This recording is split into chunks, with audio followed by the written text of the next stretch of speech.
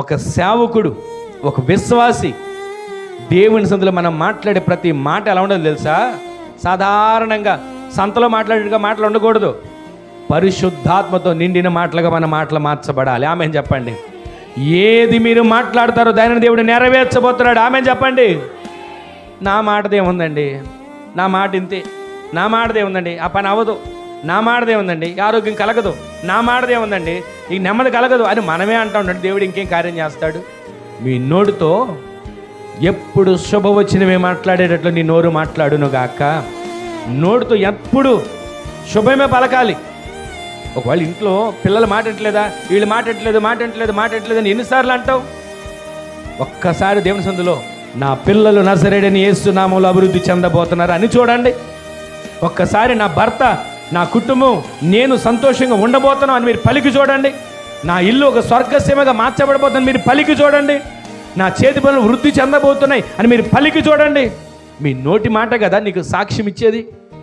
పేతురు ఏమన్నాడు? అయ్యా, నేను చావడానికి సిద్ధమైన సరే నిన్ను ఎరగను అని అన్నాడు. ఎరగననే మాట నేను చెప్పను అని అన్నాడు.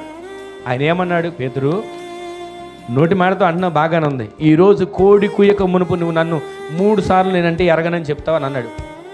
ఈ రోజున మనం ఈ మాటలు వింటున్న మనం మందిరంలో ఉన్నప్పుడు మనం మాట్లాడే మాట, సన్నిధిలో ఉన్నప్పుడు మనం మాట్లాడే మాట, మనం పలికే ప్రతి పలుకు పరిశుద్ధాత్మతో నిండిన పలుకుగా మన పలుకులు మార్చబడును గాక.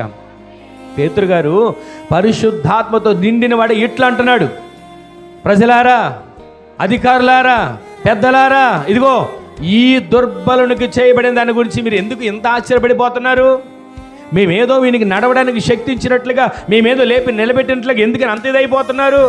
వాస్తవానికి ఇప్పుడున్న రోజులైతే ఎవరైనా నజరేయుడైన యేసు నామములో లేచి నడు అని అన్నారా, వెంటనే మీడియా వచ్చేసి ఎలా లేచాడు, ఏం చెప్తే లేచాడు, ఇవన్నీ ఇక టీవీలో ఇంటర్వ్యూలు, ఇంకా కొంతమంది దానికి గిట్టనోళ్ళు, దానికి రకరకాలుగా పోస్టులు, ఇవన్నీ వచ్చేస్తాయి. కానీ వాళ్ళు ఏం అలాంటివి చేయలా. అక్కడ వచ్చిన వాళ్ళు అన్నారు, ఈ దుర్బలునికి చేయబడిన దానికి. అంటే దుర్బలుడంటే ఇదిగో ఈ నడవలేని స్థితిలో ఉన్న ఈ వ్యక్తికి, రాని స్థితిలో ఈ వ్యక్తికి చేసిన దానికి ఎందుకని మీరు ఇంతగా ఆశ్చర్యపడిపోతున్నారు? అతను చిన్నపిల్లడు కాదు, అతను అడగండి, అతను చెప్తాడు. ఈ రోజున ఈ మాటలు వింటున్న మనం పరిశుద్ధాత్మతో నిండిన పేతురు గారు మాట్లాడడం మొదలుపెట్టాడు. ఆయన మాట్లాడడం ప్రారంభించినప్పుడు మామూలుగా మాట్లాడని రాస్తే బాగానే ఉండేది. పరిశుద్ధాత్మ మన కోసం తేటగా రాశాడు. మనం మాట్లాడే ప్రతి మాట కూడా పరిశుద్ధాత్మతో నిండిన మాటగా మార్చబడును గాక.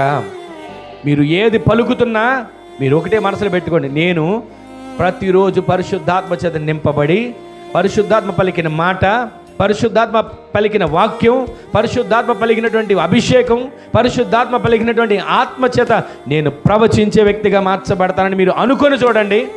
మీ జీవితాలు మీరు పలికిన ప్రతి మాట దేవుడు స్థిరపరచునుగాక. మీరు అడుగుపెట్టిన ప్రతి స్థలాన్ని దేవుడు మీకు ఇచ్చునుగాక. మీకు ముందు మెట్టగా ఉందా, దానిని దేవుడు సరళం చేసి ఉన్నతమైనటువంటి కార్యాలు దేవుడు మీ కొరకు జరిగించునుగాక.